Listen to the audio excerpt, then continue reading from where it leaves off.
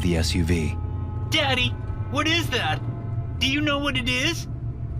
Paul was sobbing in the seat next to her, but Frances was too busy staring out the windshield to comfort her little brother.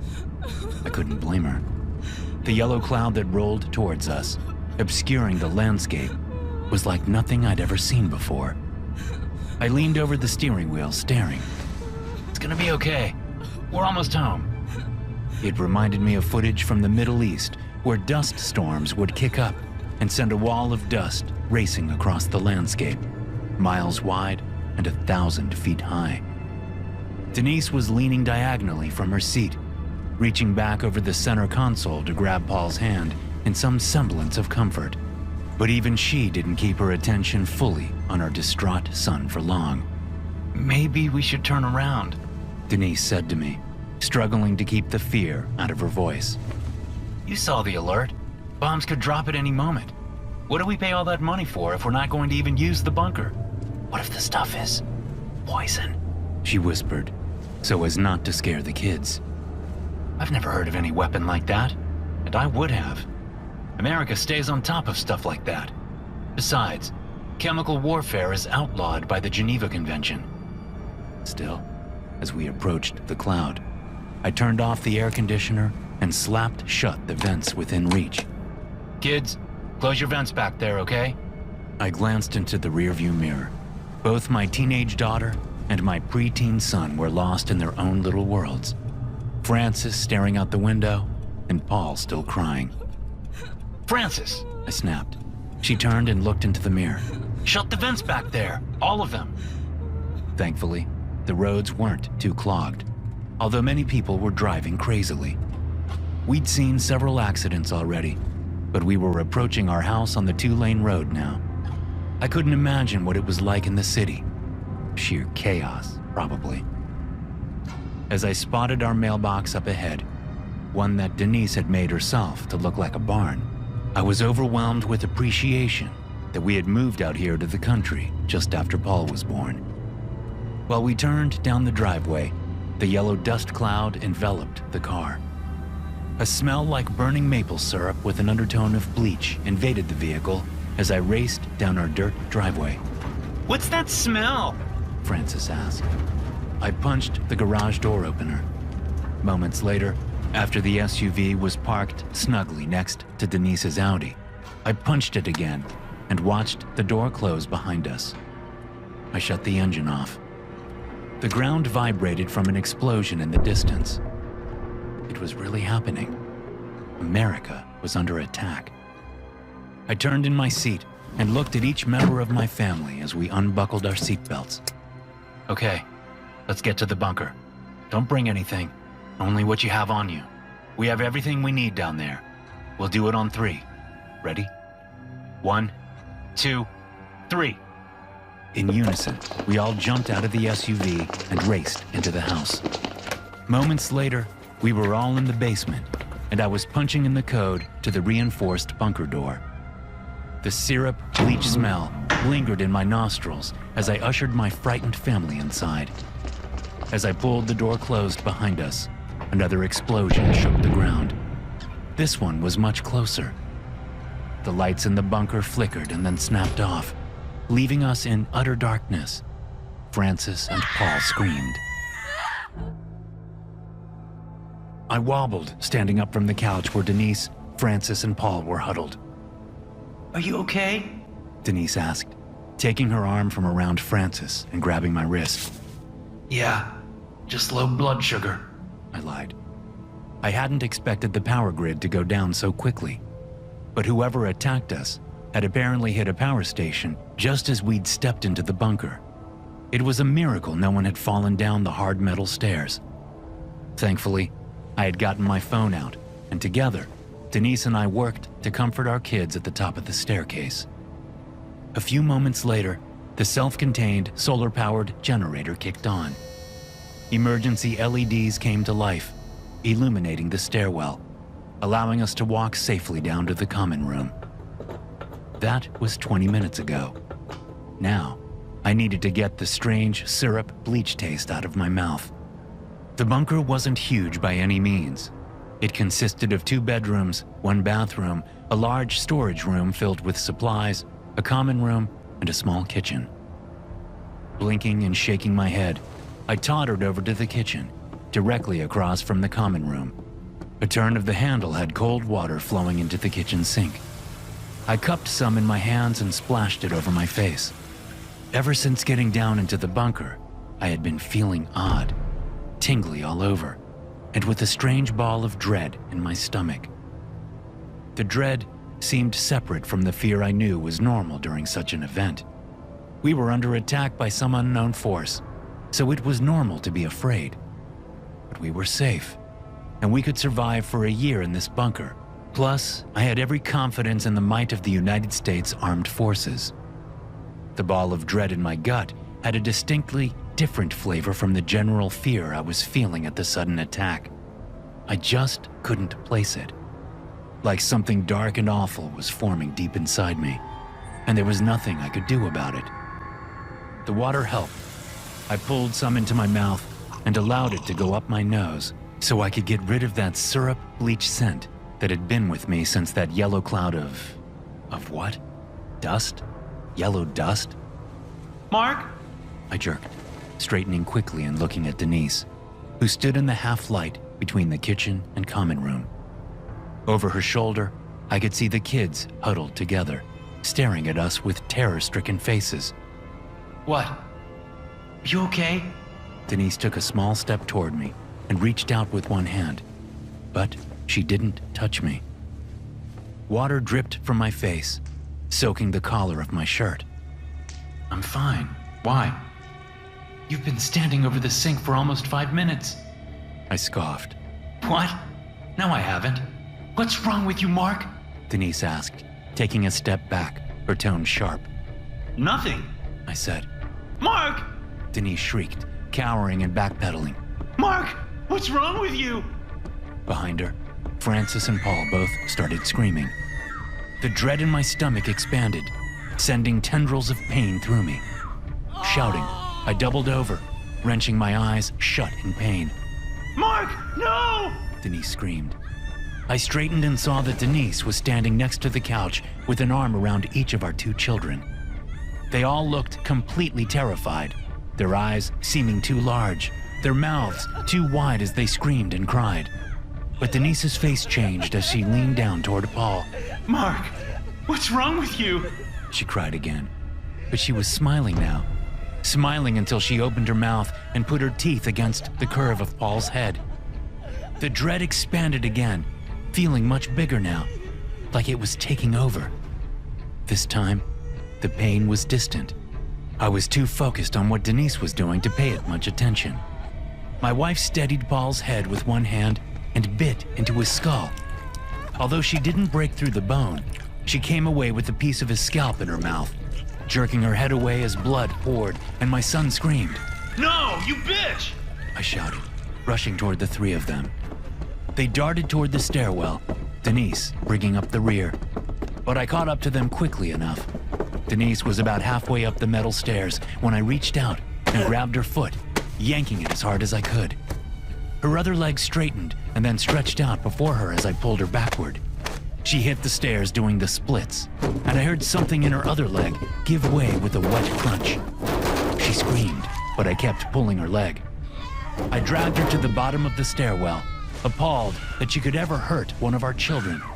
I couldn't understand how she could do such a thing, and I knew I had to stop her.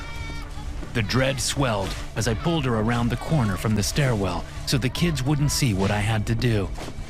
Denise screamed and fought as I shifted her leg under my armpit so she couldn't use it. I kept her face down to prevent her from effectively using her hands. I shifted forward, bending her back awkwardly, and slammed my foot down on the back of her neck. As a much bigger person than her, I had no problem keeping her leg clutched tightly in my armpit while I bore down with my foot, putting most of my weight through that limb. She kept fighting. Afraid one of the kids would come down into the common room and see, I decided to speed things up. I brought my foot off her neck and slammed it down again, feeling something crunch in her throat. She kept fighting. so I did it again and again, stomping on the back of her neck until she went limp. Huffing and sweating, I dropped her leg to the floor and looked around, momentarily confused. There was no more screaming. The bunker was silent except for my huffing and a sound like stomping on metal grates. Through the haze in my mind came the memory of my kids. Of course! I hurried over, remembering what Denise had done to Paul. I wanted to make sure he was okay and tend to his wound. But as I rounded the corner, a loud metal clatter came from the staircase. My daughter's body tumbled down the last few steps and came to rest at my feet. I stared down at her, unsure whether she was unconscious or dead. Her eyes were closed, and blood trickled from a gash in her forehead, surely from hitting the corner of a metal step on her way down.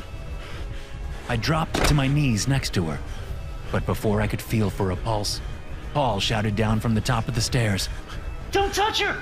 She's infected! I flinched away from my daughter. Infected? She tried to infect me! Paul said. So I pushed her! I still hadn't taken my eyes off my daughter, but I saw what Paul was talking about now. She was infected. Something like black mold grew in pulsating splotches on her skin. Giving her a wide berth, I headed up the stairs and grabbed Paul by the shoulders. Are you okay? Yeah, she didn't infect me. It's okay. I looked at the side of his head, where my wife had bitten him, but there was no wound. I shook my head, confused. The mass of dread inside me pulsed, this time feeling like it was crowding all my internal organs against my ribs and flesh. My confusion seemed to float away. What mattered was that Paul was okay. Let's go back down, I said. We have to stay down here, so we don't get infected too. Paul gaped at me, but he said nothing. I took his hand and led him down the stairs. We moved past Francis's and Denise's bodies, sure to keep away from them. Denise, it seemed, was infected too. Yes, that was why I'd had to kill her. She would have infected me. I led Paul to the master bedroom and shut the door behind us. There, we'll be safe in here. Paul got somberly onto the bed.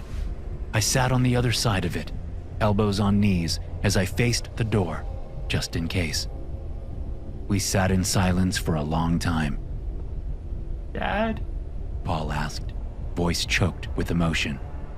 Yeah? What's wrong with you? What are you talking about? I asked, straightening and looking over my shoulder at my son. He was no longer sitting on the bed. He cowered in the corner, staring at me like I was a monster. What's wrong with you? He screamed. Why did you kill Denise and Francis? Quiet, I said, looking around. They'll hear you. Dad! Dad, no! Dad, why did you kill them? I looked at the bedroom door, feeling like the entire inside of my body was swelling out, stretching my skin. He's trying to get us caught, I thought. He wants us to get caught, because he's one of them. Dad? Quiet, I hissed, crawling across the bed toward my son in the corner. He only screamed louder. They'll hear you, I said, clamping one hand over his mouth and the other around his tiny throat. He screamed against my palm. It was too loud, much too loud. I squeezed and pushed him down to the floor. The stench of burning syrup and bleach remained in my nostrils as my son took his final breath. Then I was alone in the room, safe at last. I left Paul where he was and walked toward the door, thinking I needed something to eat. But as I approached the bedroom door, I passed a mirror on the wall. Jerking to a stop, I turned slowly and peered into the mirror. When I saw the person looking back at me, I screamed. Story 2. We found an underground bunker. Something evil lives in it. I don't think there's supposed to be a road here. I looked left and right down the narrow dirt road, wondering if we'd taken a wrong turn somewhere. Saul came crashing out of the brush behind me. I turned to look at him as I pulled my phone out of my pocket. Huffing, he yanked a severed pine branch from where it had snagged in his backpack strap and threw it angrily to the road. I thought we were supposed to be following a trail. You've had me bushwhacking for the last 2 miles. I couldn't help but smile. There's a trail. You're just too damn big for it. My half-brother brushed pine needles off him and shook his enormous head angrily. As a lineman for a Division I football team, it wasn't the hiking that got to him. It was the fighting his way through the trees. How about we take this road for a while? He suggested. See where it goes. We can mark the trail here and come back to it. I studied the map I'd downloaded onto my phone, unable to find any sign of a dirt road. Weeds and grass grew in a line up the center, indicating that it was in disuse. Taking pity on my brother, I agreed, and we started up the road. Not even a mile later, the road dead-ended at a wall of granite with a huge, rusted door set in the middle of it. Stopping in the middle of the road, Saul and I shared a look of excitement. We have to check it out, Saul said. It's not every day you stumble across a freaking underground bunker. I couldn't have agreed more. I smiled and started forward. The door was hinged on each side, so it would open in the middle. One was fully closed, while the other was open about a foot. There was a complicated-looking metal handle on one side and a locking mechanism on the other, complete with a ring that would lock the two components in place when the doors were flush with each other. But there was no sign of any chain or lock anywhere. Still, I glanced at the ground and saw some tracks. I stuck a hand out and stopped my brother before we trampled them. Look. Imprints had been left in the dirt under the slight overhang that would keep that patch of ground out of the rain. The prints had been left by what looked like a pair of hiking boots. I guess we aren't the first here, Saul said, starting forward. Before I could stop him, he trampled the prints and opened one side of the door wide on squealing hinges. Shaking my head, I decided I was overreacting, my imagination getting the better of me. But I could have sworn the tracks only led inside. There were none coming out. The crunching of dirt under our boots soon gave way to the muted slap of synthetic rubber on concrete. About 20 yards into the bunker, the space opened up on our right in a large parking area. The walls were concrete, and large concrete pillars stood in a line, holding the ceiling up a good 15 feet overhead. The only vehicle in the place was an ancient-looking World War II-era Jeep. It sat on cinder blocks, its tires long gone. The hood stood propped open like the mouth of some prehistoric creature that had been fossilized and long ago untombed from its stony grave. We ventured over, our footsteps echoing down the corridor that stretched before us, off into a black void. The only thing left in the Jeep's engine compartment was the engine itself. Everything else had been stripped out, probably shortly after the Second World War ended. Saul slipped his backpack off and propped it against the Jeep.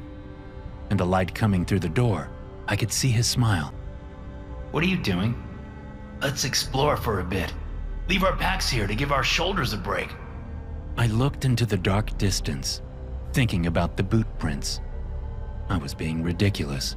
I just didn't see the outgoing prints, that was all. Besides, Saul was with me. While I was pretty average in every way, Saul could handle all comers. I'd seen the guy squat over 500 pounds before. He had hands the size of baseball mitts. Yeah, okay. I slid my pack off and dug out my flashlight. Saul got his flashlight out, and we ventured farther into the bunker, breathing the stale air and holding the dark back as we went. We heard the noise shortly after reaching the second floor down. The first floor, where we'd come in, held the parking area and a couple of offices before bottlenecking to a heavy-duty door next to a large elevator, both protected by a couple of Jersey barriers. I figured this place had been built for some heavy hitters in case of a bombing or an invasion. The Jersey barriers were where the foot soldiers would crouch to fire at the enemy, preventing them from getting to the door or elevator, the last line of defense. With no power, the elevator didn't work, but the door was standing open. Beyond was a stairwell that led down to another floor we were determined to explore.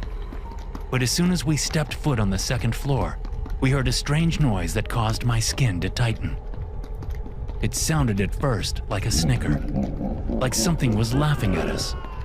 When it repeated, I realized it wasn't someone laughing. Quite the opposite. It was someone sobbing in such an odd and sped-up manner that it sounded like a hyena laughing. Both Saul and I whipped our flashlights toward where we thought the source of the noise was. We stood in a narrow concrete hall that stretched both left and right, with doorways branching off it at regular intervals.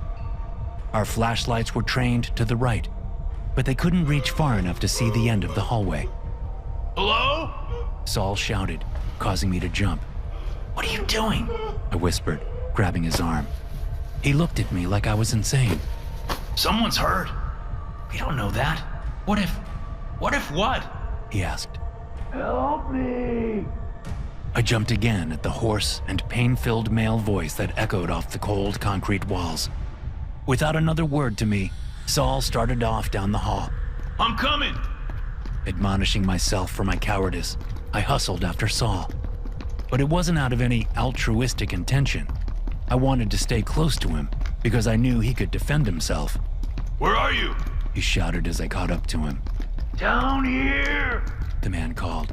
In the bathroom! Something clunked in the hallway behind us. We whipped around and pointed our flashlights that way, seeing nothing but empty hallway and dark doorways. Hello? Saul said. For the first time, I heard just a hint of fear in his voice. We're here to help! Help me, please! The shout got us moving again. Now we could see that the hallway took a sharp left up ahead. Saul kept his light on that, while I pointed mine into the rooms that branched off the hall. They were simple bedrooms, with ancient cots that folded down from the walls. Some of the rooms held crates or old equipment, but most of them were empty, except for the single, fold-down cot in each one.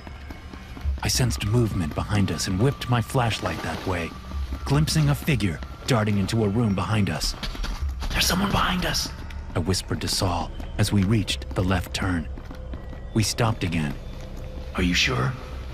I nodded. He's in one of those rooms. He's following us. It's a he? What did he look like? Is he big? Does he have a weapon? I shook my head. I don't know. It was just a glimpse of his leg, I think. But it looked weird. The strange sobbing resumed, much louder now that we were close. It sounded like the man was hyperventilating. Listen, we're not here to start any trouble, Saul said to the hallway behind us. We don't care about anything but getting help for this guy, okay?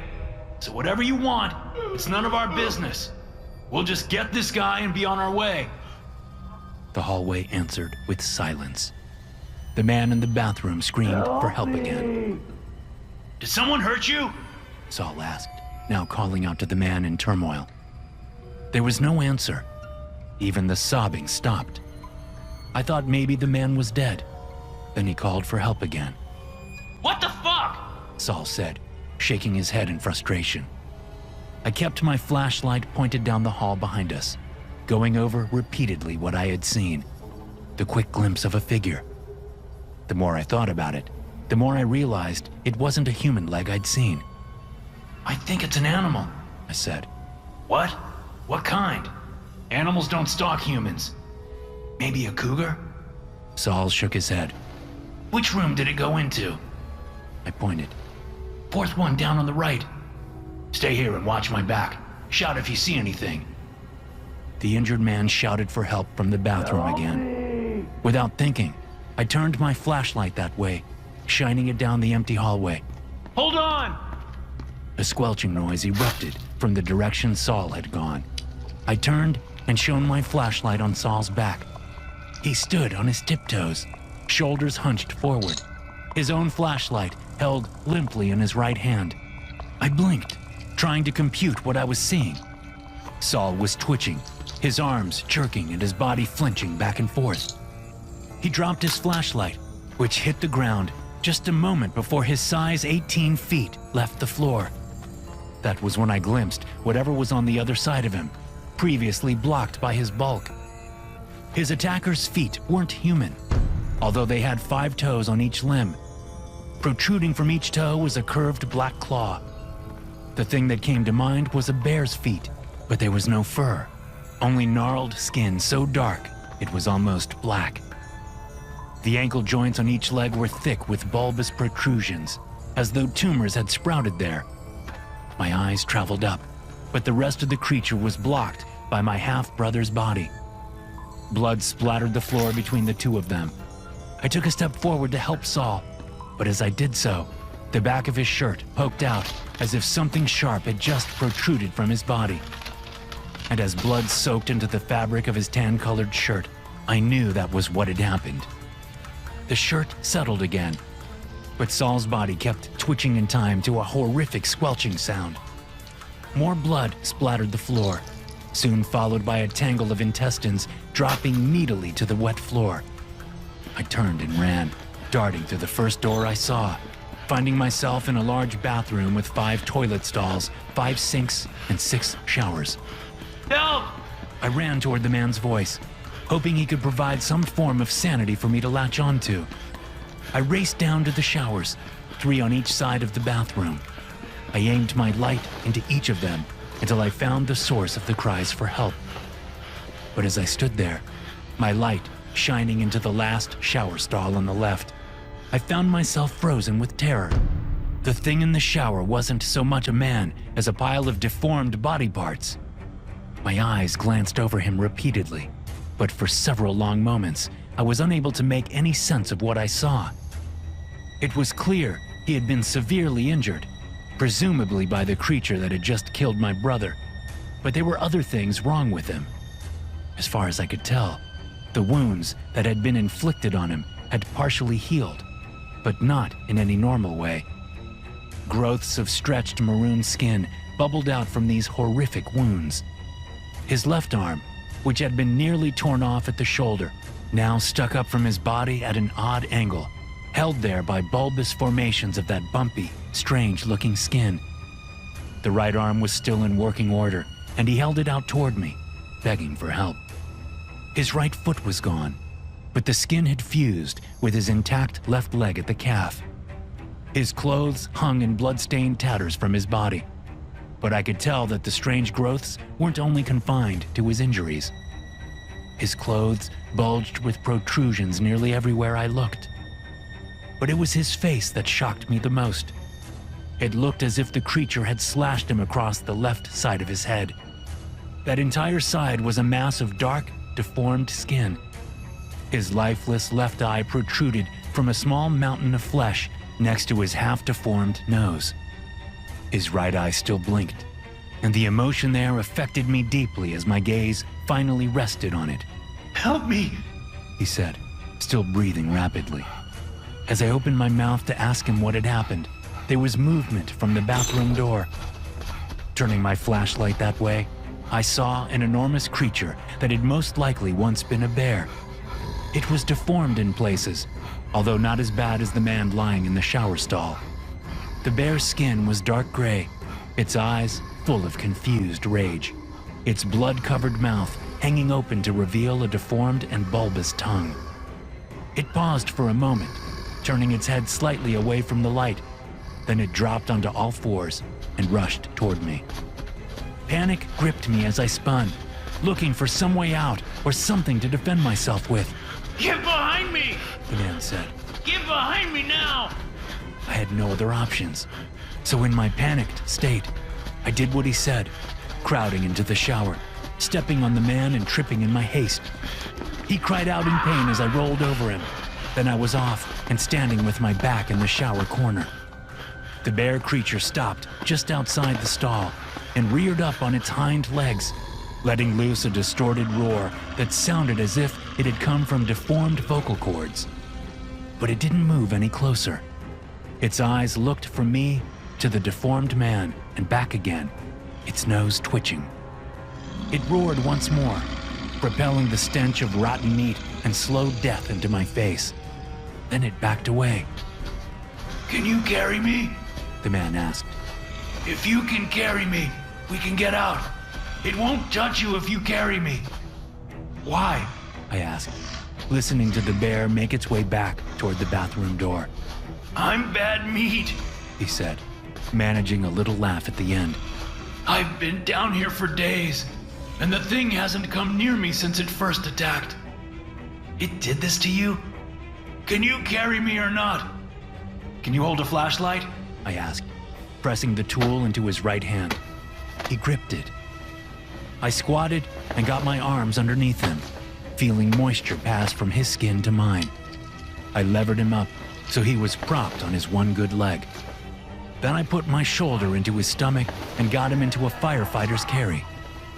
He cried out as I lifted him, but after that, he quieted down and managed to point the flashlight at my feet, even though his arm was hanging down behind my back. Go! He gasped. Hurry! I went, taking little steps, hoping my back didn't give out. As I reached the hallway outside the bathroom, I saw the bear to the right. On instinct, I turned the other way, heading farther into the bunker. Stop! The man cried. Not that way! There's some kind of chemical leaking out of storage barrels down there. You have to go the way you came. The thing is that way. It won't touch you, I promise. I turned around and headed toward the bear creature. My heart slammed around in my chest as I faced off against the thing. I wanted to drop the man right there and run the other way, weird chemicals or not. But I doubted there was an exit that way. So I steadied myself and took a step toward the creature. It grunted and backed away, nose twitching. I took another step, and the creature kept its distance. I worked my way down the hallway in this manner until I came to Saul's body. I didn't want to look, but I had to navigate around the gory mess, clenching my teeth against my crushing sense of loss. Then I was past, and the bear had backed itself into one of the rooms on the right. The stairs were difficult, and by the time we reached the top, my legs were shaking. But there wasn't much farther to go. I could hear the bear behind us, but by then, I knew the man was right. It wouldn't attack. It was afraid of him. When we got outside into the sunshine, I turned and shut the main door to the bunker, shifting the handle so it was fastened. It wasn't locked, but I had to take the chance that the bear wouldn't be able to open it from the inside. I couldn't carry the man any farther. I set him down as gently as I could on the side of the road and then stood up. I wiped the sweat off my face with one hand.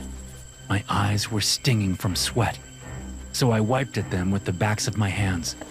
It didn't help.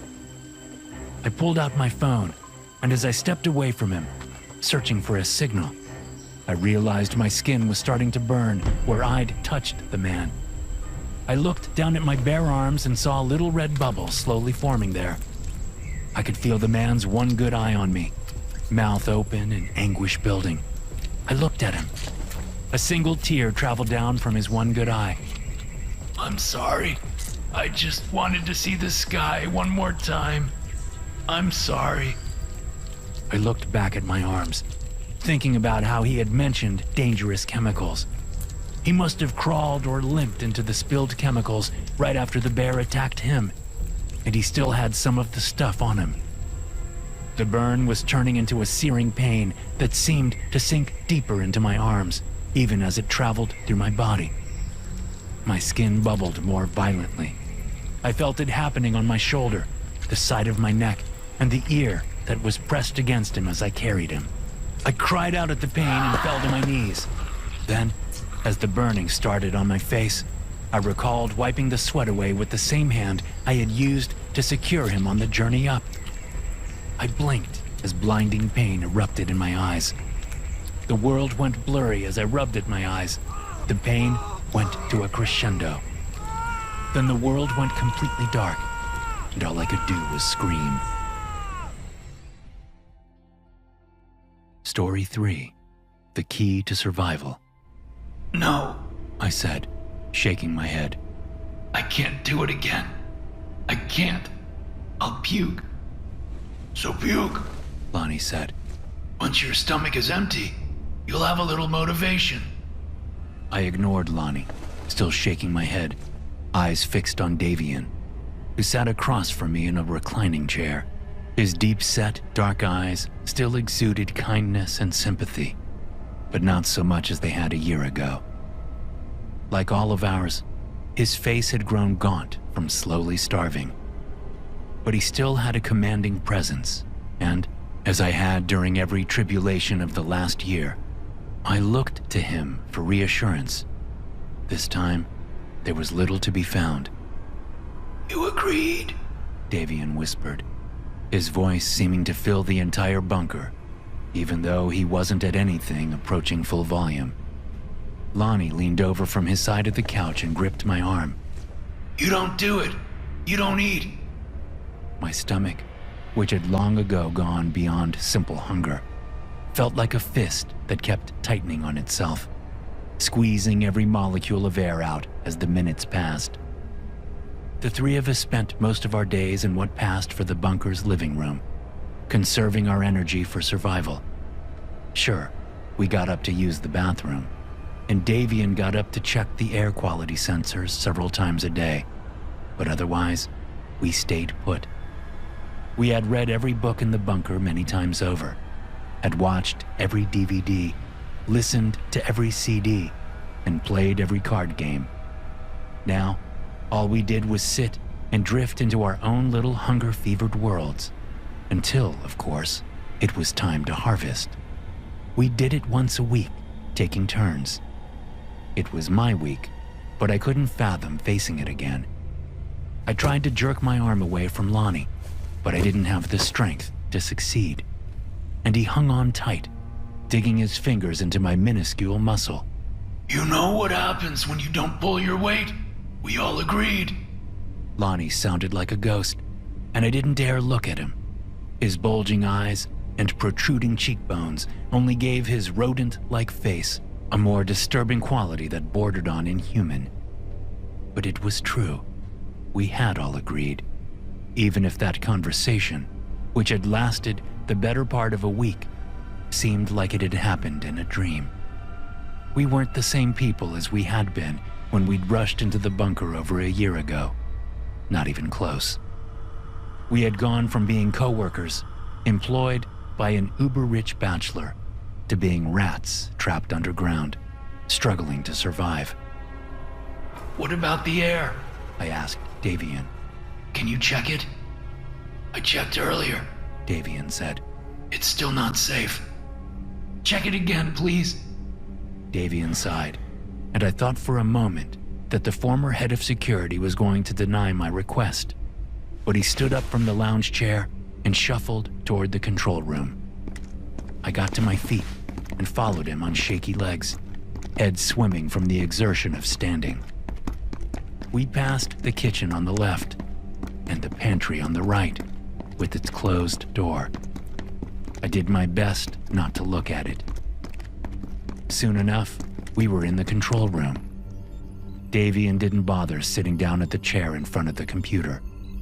He woke the screen up, clicked around, and then brought up a digital gauge displaying a complicated set of numbers. He studied them for a moment as I stood by, hands clasped hopefully in front of my chest. When he shook his head, my hands dropped to my sides. See? He pointed at the screen. It's still not breathable out there. I'm sorry. We're stuck in here for a while yet. I hadn't understood how to read the numbers, even when my brain was operating at full capacity. Now, as I slowly starved to death, it was like looking at the stream of numbers from the Matrix and trying to make sense of them. It was impossible. But Davian knew.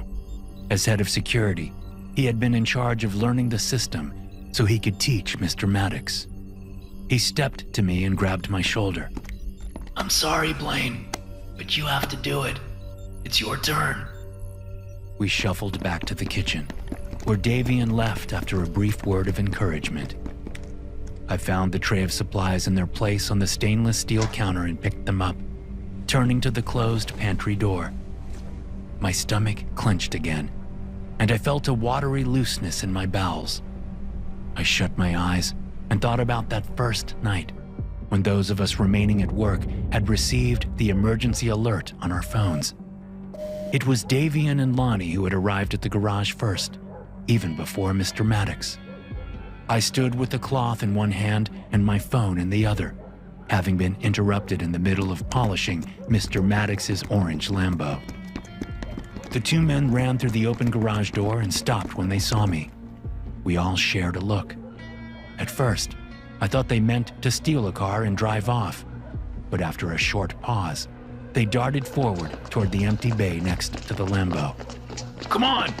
Davian said, grabbing my arm and bringing me over into the next bay, where there was a rectangular oil pit built into the garage floor. Hey! I stopped and turned at the sound of Mr. Maddox's voice as he hustled into the garage, looking like a frightened horse and holding a pistol, which he pointed at us.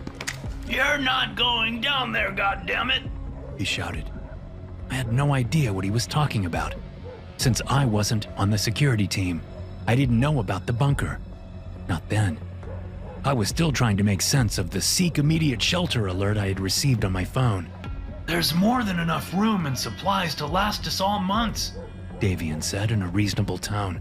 I don't give a shit, Maddox said in his raspy old man voice. It's my bunker. You're going to leave us out here to die? Lonnie asked, his tone suggesting he already knew the answer. Mr. Maddox said nothing. He rushed toward us, wearing his evening getup, khaki pants and a sweater that cost more than my entire wardrobe. His pistol wavered as he came, but not by much. Davian still held onto my arm, and Lonnie stood beside him. The stairs down into the oil pit were just a few feet away. Back up, Maddox said, poking the air with his pistol. We backed up. Once he felt it was safe, he stepped between us and the oil pit, his back to the gap. He seemed to be studying us, and I saw his eyes soften as the moments stretched on. I was so occupied looking at Maddox and his gun, I didn't see the chef, Sonia, coming up behind him until she plunged the knife into the side of his neck. Davian jerked me out of the way as Maddox fired once reflexively, the bullet ricocheting off the floor nearby. He spun around, knife still sticking out of his neck, and attempted to shoot Sonia. Lonnie lurched forward and shoved Maddox, sending him toppling into the oil pit. He landed in such a way that it ripped the knife out of his neck and the gun out of his hand. We all stood around the oil pit and watched him bleed out. Then, as the ground shook with the first distant explosions, we came to our senses. Davian led the way, stepping through the puddle of Maddox's blood, lifting the secret trapdoor at the bottom of the oil pit and ushering us down to the bunker's entrance. He punched the code in and got us all inside. We thought for sure we would be able to come out in a month or two, max. That wasn't the case. Now, a year on, we'd completely changed. Those people who had all been united against Maddox were barely holding it together now. I thought about all this as I stood in front of the pantry door, although I tried my best not to remember. It didn't help things any. It made them worse. But I knew I had to do it, or I wouldn't eat. Composing myself, I stepped forward and balanced the tray of supplies with one hand while opening the door with the other. Stepping inside, I flipped on the light, illuminating Sonia, or what was left of her. We'd already eaten so much of her, but she had been the largest among us, with the most fat. We knew she would last the longest, as her body could use the fat as energy before it started to attack the muscle. Wearing only her stained and soiled underwear and a bra, she flopped around on the floor, fighting against her binds. But she had no arms anymore. They both ended at just beyond the shoulder joints in bandaged nubs. One of her legs was gone up to the knee, and the other was missing her foot.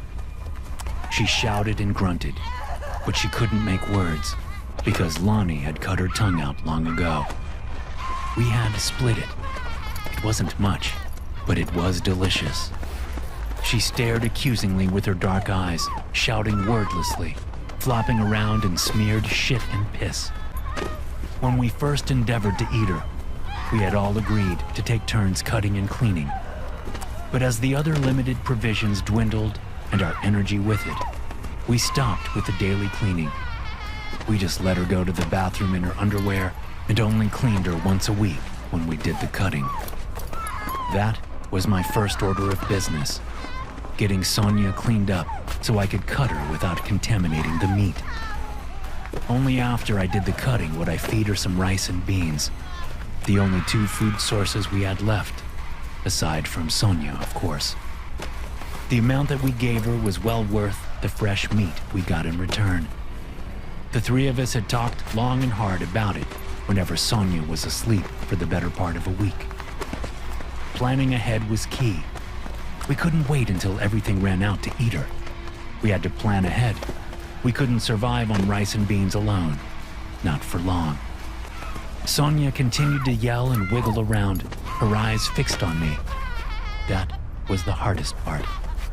Looking at her eyes, feeling her eyes look at me. We had been friendly back before this whole thing. She had, on several occasions, snuck me some food from the kitchen. Twice, I let her drive one of Mr. Maddox's expensive cars while the boss was away. I had liked her back then. I still did. But I liked living more. As I pulled on gloves and set about cleaning up, the feel of her eyes on me was like two red-hot pokers pressing into my flesh. I tried to ignore them, but it was impossible. She wouldn't stop staring. Even when she tired herself out and stopped flopping around, she wouldn't stop staring. I felt the creeping hand of insanity gripping the back of my neck, and not for the first time. Last time, I had been tasked with cutting and cleaning. I had nearly taken the knife to my own foot instead of hers. But now, with those eyes, I couldn't concentrate. My stomach clenched impossibly tight, causing me to double over.